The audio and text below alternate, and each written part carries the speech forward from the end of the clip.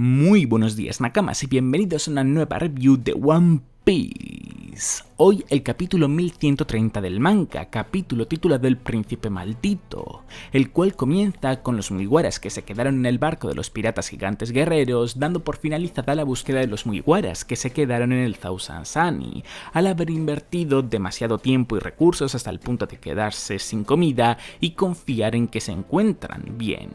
Así que tras agradecer enormemente a los gigantes el gran empeño que han puesto en ayudarles a buscar a sus Nakamas, les piden que pongan rumbo a Elbaf, creyendo que será allí donde se encontrarán con ellos. Dejando a un lado a los Mugiwaras, a los 4 Mugiwaras que fueron los últimos en unirse a la banda pirata, es como Oda nos mueve con los 6 primeros, precisamente para ver la continuación exacta del final del pasado capítulo, es decir, a Luffy y al resto admirando lo enorme que es todo tras haber salido de la cárcel en la que se encontraban de lo que anteriormente era una cárcel que básicamente es una fortaleza bastante apartada y rodeada de montañas, en un clima nevado y a la que solo se puede acceder a través de un puente colgante larguísimo. Puente colgante del cual los Mugiwaras se dan cuenta que vienen unos gigantes, decidiendo esconderse por si acaso. Gigantes que vemos que son Garth y Goldberg, la doctora y el cocinero de los nuevos piratas gigantes guerreros, es decir, miembros de la gran flota de los Mugiwaras. Pero como los Mugiwaras no saben que estos dos gigantes son miembros de los nuevos piratas gigantes guerreros, deciden mantenerse escondidos por si acaso, lo que lleva a que pasemos a escuchar la conversación que tienen Garth y Goldberg, comentando Garth el enorme rechazo que siente hacia Road o Rodo, depende de la versión del capítulo que leáis la pronunciación del nombre de este gigante que apareció en los anteriores capítulos de una manera u otra, por ser un bicho raro, pero un rechazo tan grande hasta el punto de considerarle a él en lugar de a Loki la vergüenza del Elbaf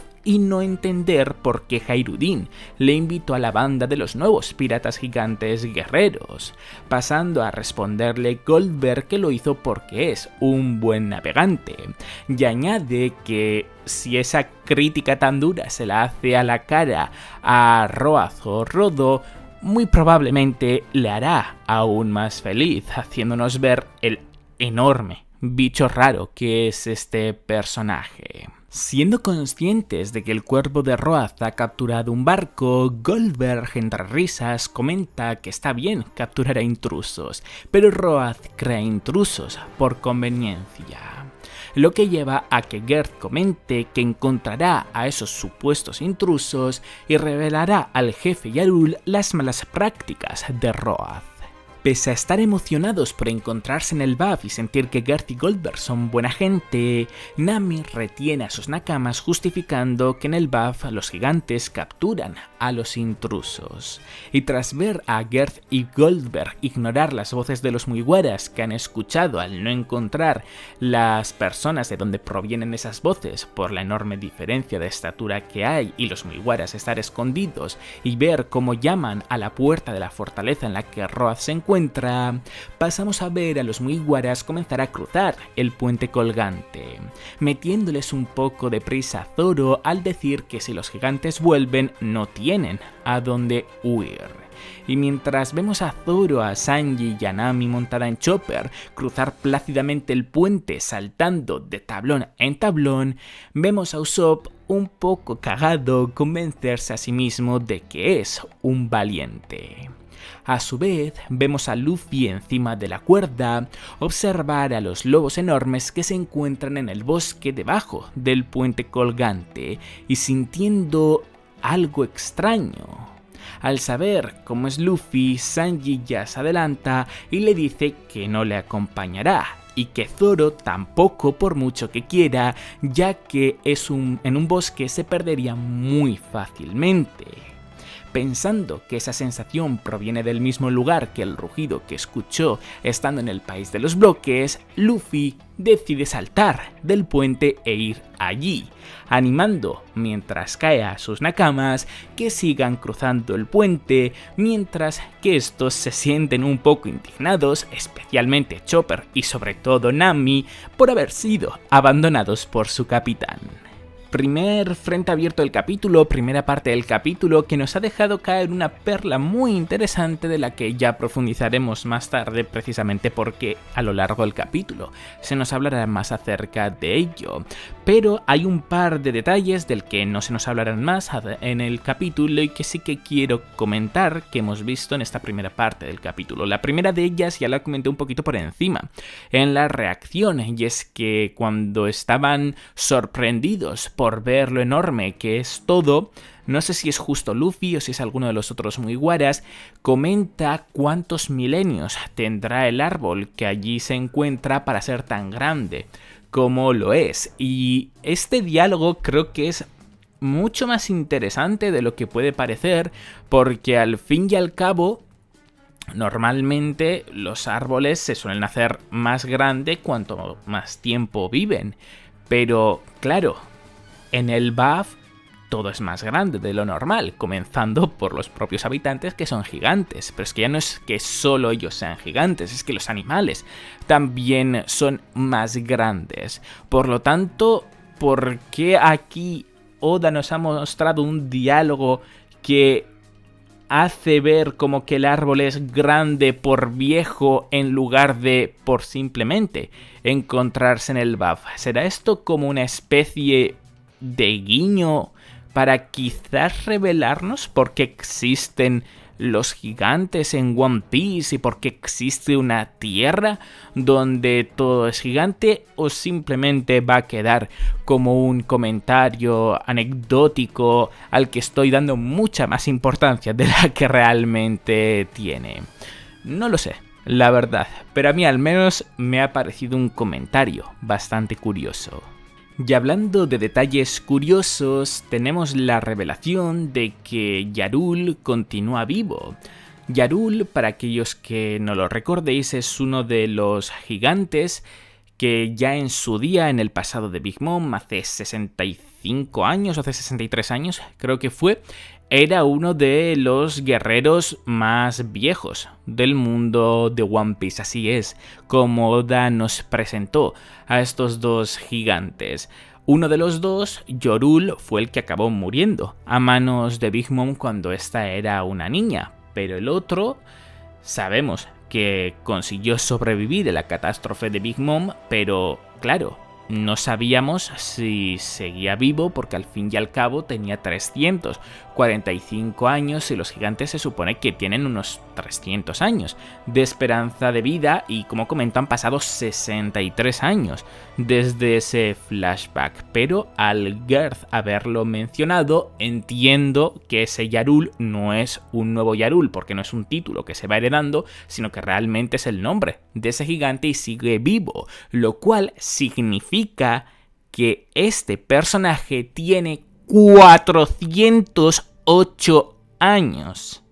lo cual es una auténtica barbaridad, es la mitad del siglo vacío. Es decir, es muy fácil creer que en el BAF se ha heredado con muchísima fidelidad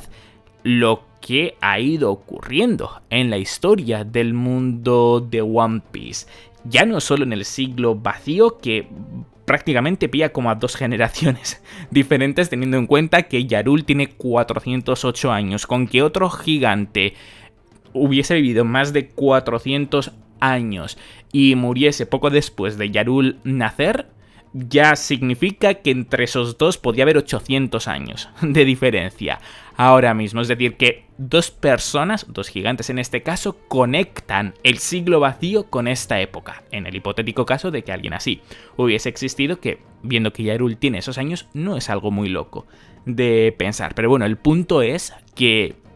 como comento, es muy sencillo que los gigantes sí que tengan la verdad de lo ocurrido en el mundo de One Piece. Y quién sabe si además del siglo vacío averiguaremos algo más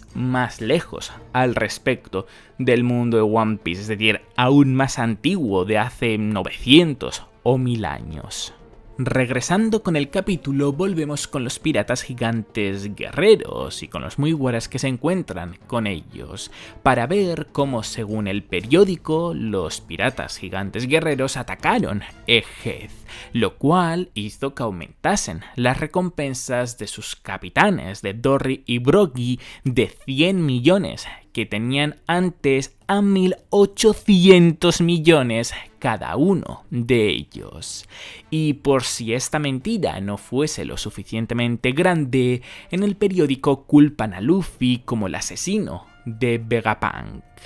Pero a raíz de esta noticia de Luffy aparecer con una imagen, con una foto que le hicieron en Egghead, Robin se da cuenta que en la foto de Luffy cerca de su muñeca hay una X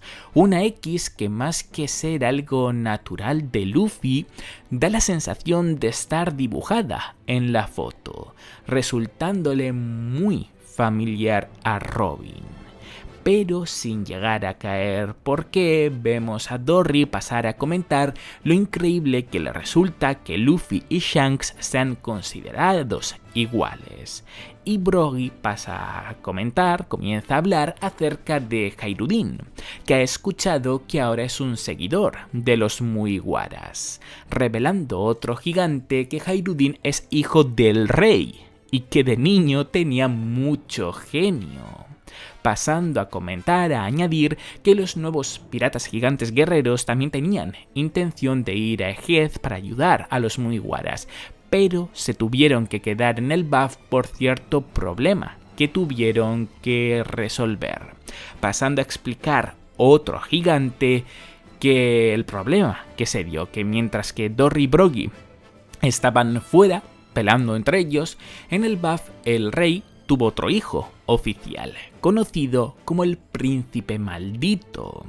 Este Príncipe Maldito llevó a cabo todo tipo de actos malvados. Por ello, hace unos años fue condenado a crucifixión, pero casi escapó de su castigo. Hizo falta de todos los guerreros del BAF para tenerle bajo control. Entre los actos malvados que cometió se encontraba el de matar a su propio padre, el rey Harald, por deseo desesperado de obtener la Akuma no Mi legendaria que se le da en la familia real del BAF, terminando por revelar este gigante su nombre, Loki, y añadiendo que la próxima vez que el Príncipe Maldito se libere, el mundo se irá a la ruina. Por eso se le considera la vergüenza del BAF. Bien, esta segunda parte del capítulo ha venido muy cargada, hay muchas cosas a comentar y además muy diferente entre sí, por lo tanto iré comentando según el orden de cómo han ido apareciendo y casi que de menor importancia a mayor importancia, comenzando por una pregunta que el propio Brook ha hecho en este capítulo: ¿quién saca las fotos que aparecen luego en el periódico de Morgans? Porque antes sabíamos, aunque bueno, esto Brook no lo sabía, simplemente es una pregunta que Oda ha hecho a través de Brook para que nosotros nos la hagamos. Antes sabíamos que quien hacía las fotos era Absalom. Gracias al poder de su Suke no Mi, de la invisibilidad, se colaba en diferentes lugares donde ocurrían cosas importantes y lograba sacar fotos que luego servían para las noticias o para las recompensas en su mayoría. Pero claro, ahora sabemos que Absalom está muerto y que el usuario de la Suke no Mi, de la Akuma no Mi de la invisibilidad, es Shiryu, de la lluvia. Y llamadme loco, pero la verdad es que no me imagino a Shiryu yendo de un lugar a otro sacando algunas fotos para hacerle un favor a Morgans y al gobierno mundial. Así que las fotos debe de hacerlas algún otro personaje, y no sé si aquí Oda simplemente está buscando que alguien se lo pregunte para responderlo en un SBS porque ya tiene una respuesta divertida en mente, o si la está poniendo porque quizás algún lector es capaz de adivinar quién es el personaje que ahora hace fotos. Así que Si alguno de vosotros es capaz de saberlo o tiene en mente algún personaje que tiene sentido que lo sea, está más que invitado a ponerlo en los comentarios. Otro tema a comentar, este sí bastante más importante, está en la cruz del brazo de Luffy. La cruz que más que estar en el brazo como tal de Luffy cuando activa la quinta marcha, está dibujada en la foto que luego ha salido en los periódicos. Claramente esto es un intento por parte de Vivi para que los Mugiwaras sepan dónde o con quién se encuentra, además de que está viva, que no ha muerto. Recordemos, aunque no sé si hace falta siquiera recordar esto, que al final del arco de Arabasta, por considerar a Vivi como una Nakama más, pero no poder unirse a la tripulación, hicieron todos los Mugiwaras lo de la cruz en su brazo y se despidieron de ella de manera muy emotiva. Esto es una referencia a dicho evento y por eso digo que es un truco de Vivi para que los Mugiwaras sepan que está viva y quizás también para que deduzcan que se encuentra con Morgans y por lo tanto el lugar en el que está. Así que quién sabe si una de las cosas que veamos después del buff sea los Mugiwaras dirigiéndose a por Vivi. Otro diálogo que me ha llamado mucho la atención de esta parte del capítulo es el de Dory, aquel en el que comenta que le parece increíble que Luffy y Shanks sean considerados iguales. Me ha llamado mucho la atención porque no sé si lo dice únicamente porque ambos son yonkos, son emperadores del mar, son 2 de los 4, algo como muy exclusivo, algo muy raro que 2 personajes relacionados entre sí lo compartan, o si quizás también lo está diciendo porque ha visto el aumento en la recompensa que Luffy ha podido tener y que si ha tenido nosotros no hemos visto en este capítulo. Recordemos que la recompensa de Luffy, la que nosotros conocemos, es de 3 millones, mientras que la de Shanks es de 4 millones y algo, no recuerdo exactamente la cifra. Y que en el propio periódico pone que Luffy ha matado a Vegapunk, pero es que además, aunque eso no sea cierto, los miembros del Gorosei saben el gran peligro que supone Luffy para ellos. Por lo tanto, tiene mucho sentido pensar que a Luffy le han podido aumentar la recompensa. Así que en el caso de que haya ocurrido, teniendo en cuenta también ese diálogo, no sería muy loco que se haya quedado muy cerca de la de Shanks. Por cierto, cuando digo 3 millones Luffy y 4 millones Shanks, quiero decir 3.000 millones Luffy, 4.000 millones Shanks. Una revelación que me ha sorprendido bastante de esta parte del capítulo es la de que Hayreudin es hijo del que era rey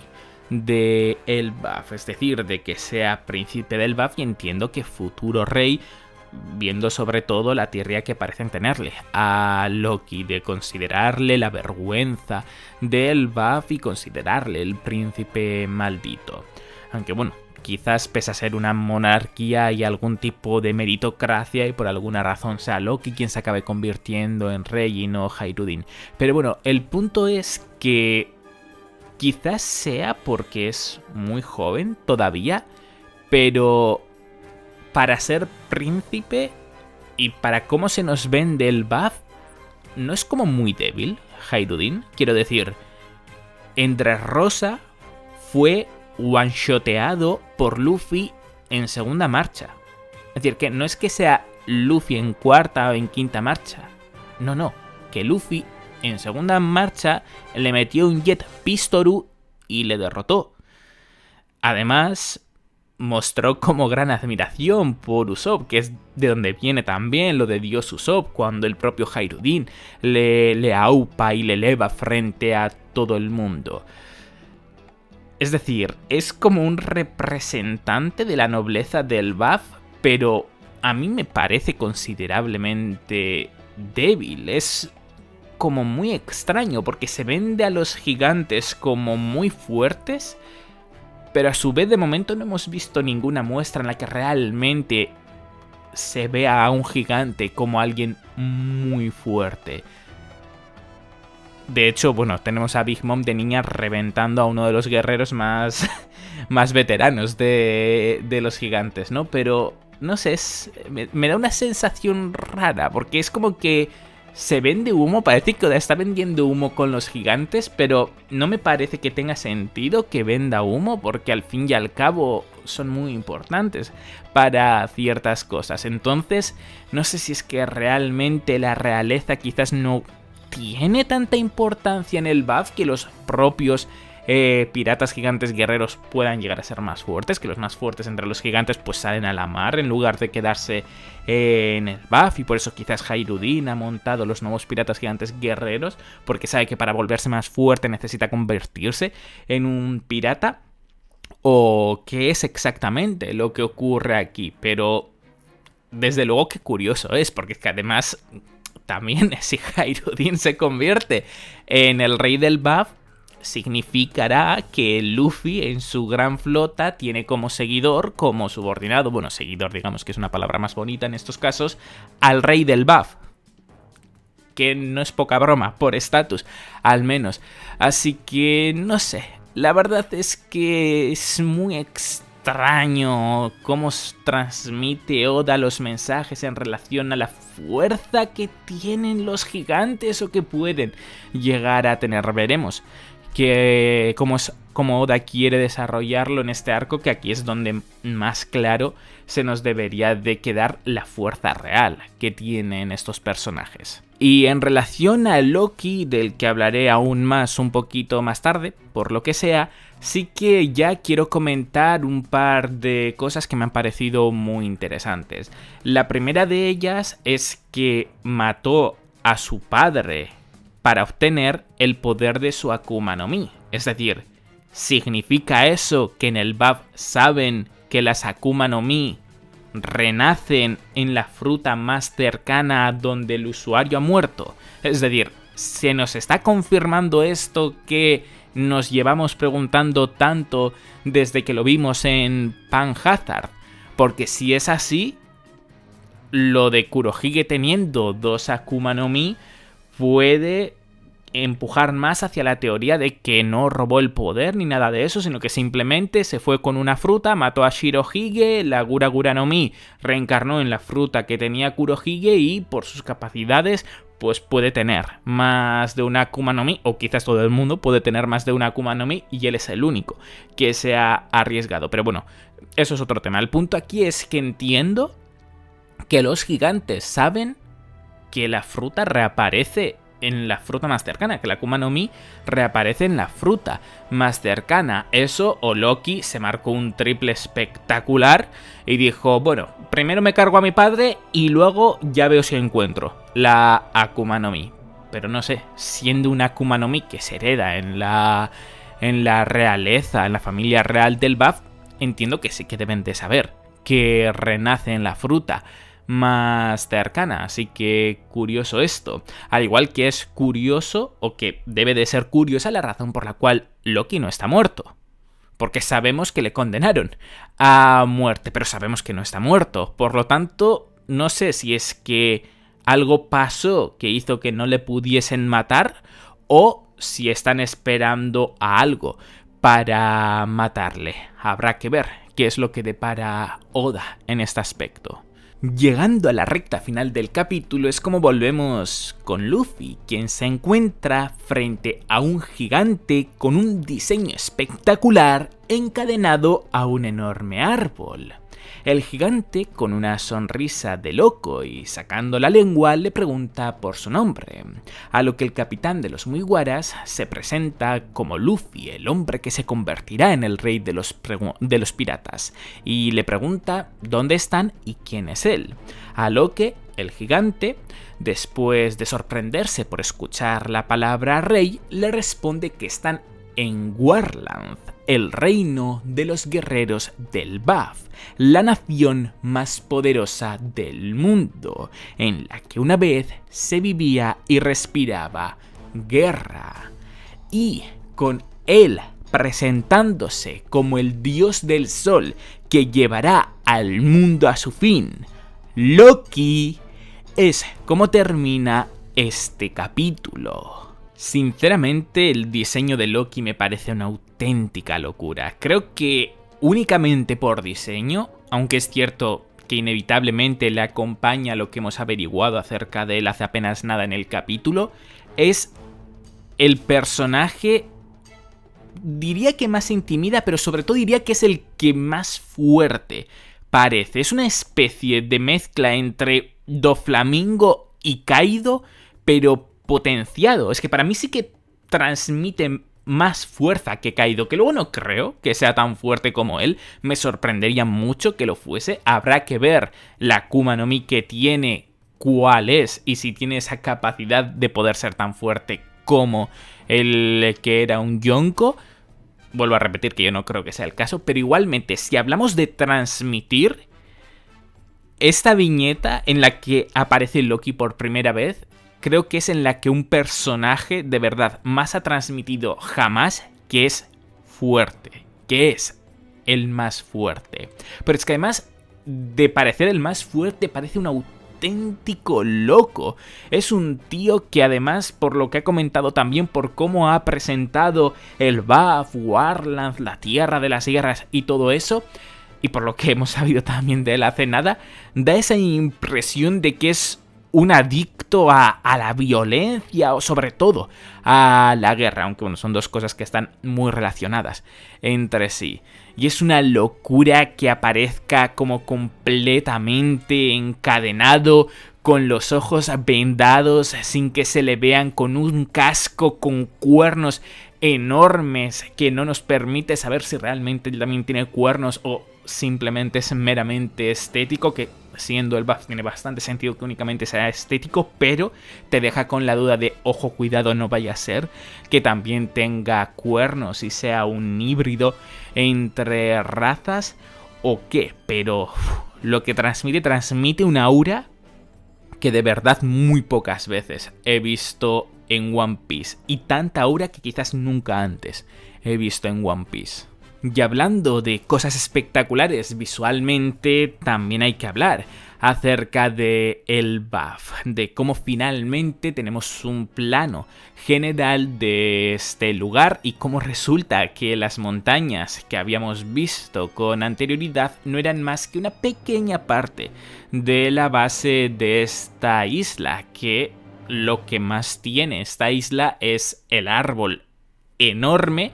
y en él una ciudad considerablemente grande. Árbol que claramente, además de ser Yggdrasil, es una referencia al Yggdrasil de la mitología nórdica, con diferentes niveles, donde se supone que hay las diferentes tierras de... bueno, la mitología nórdica, no recuerdo ahora mismo cómo eran los nombres de cada una de ellas. Pero vaya, que el país, bueno, la isla, mejor dicho, es una locura, con una espada enorme de fondo, con un arco iris que sale de manera natural, con el agua cayendo, al igual que en la mitología de Yggdrasil, con cañones. Mires por donde lo mires, es algo espectacular. Pero es que además,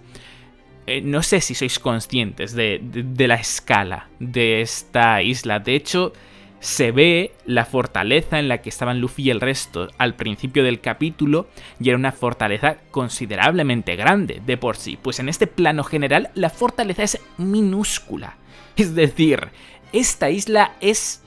enorme a unos niveles que no tienen el más mínimo sentido. Por lo tanto, tengo muchas ganas de ir moviéndonos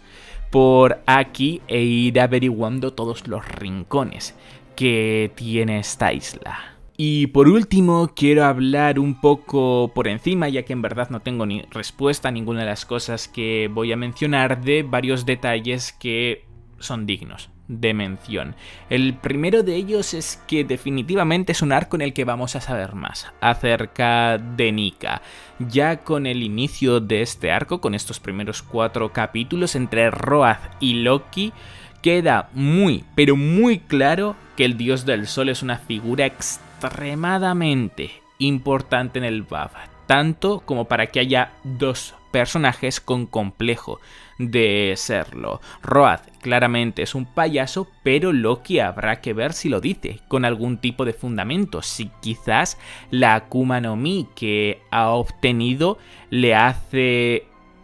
que se llame a sí mismo de esa manera, es decir, puede que sea una Akuma no Mi relacionada con el sol o con el fuego. Recordemos que Hairudin en Dressrosa quería obtener la Mera Mera no Mi y que con ella, según él, se iba a convertir tan fuerte como para convertirse en rey. Por lo tanto, puede ser que la Mera Mera no Mi, siendo una Akuma no Mi de fuego, sea superior a la Akuma no Mi que Loki tiene.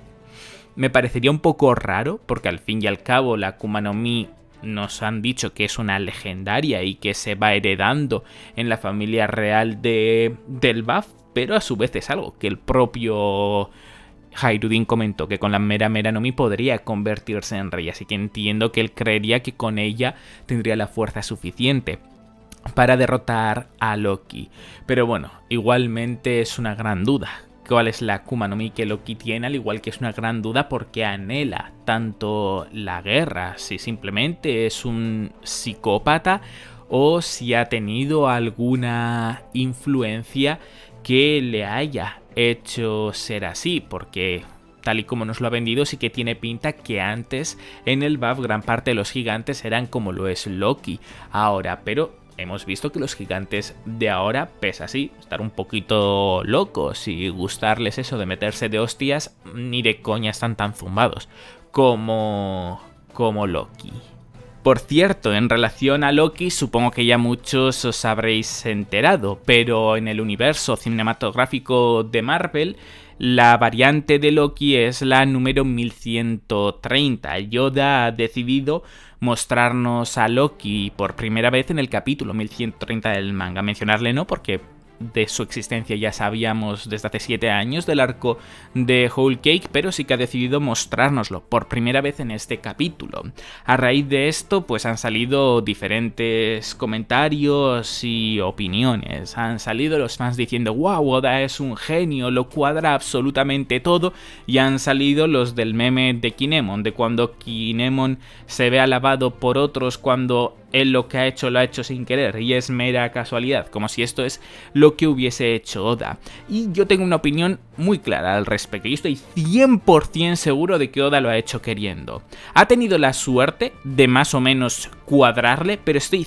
100% seguro de que ha hecho queriendo que Loki aparezca en el 1130, por una razón muy simple: por los 3 anteriores capítulos. Claramente, ahora los 3 anteriores capítulos tienen sentido, porque de esta manera ha podido hacer que Loki aparezca en el 1130. Si no hubiese sido ese número de variante, estoy 100% seguro de que Oda hubiese desarrollado este inicio del BAF de manera un poquito diferente y que hubiésemos visto a Loki en el primer capítulo del arco del BAF o en el segundo capítulo del arco del BAF. Pero por querer cuadrarlo, estoy 100% seguro que es la razón por la cual ha hecho los 3 anteriores capítulos. Igualmente, creo que esos 3 anteriores capítulos no están exclusivamente solo para eso.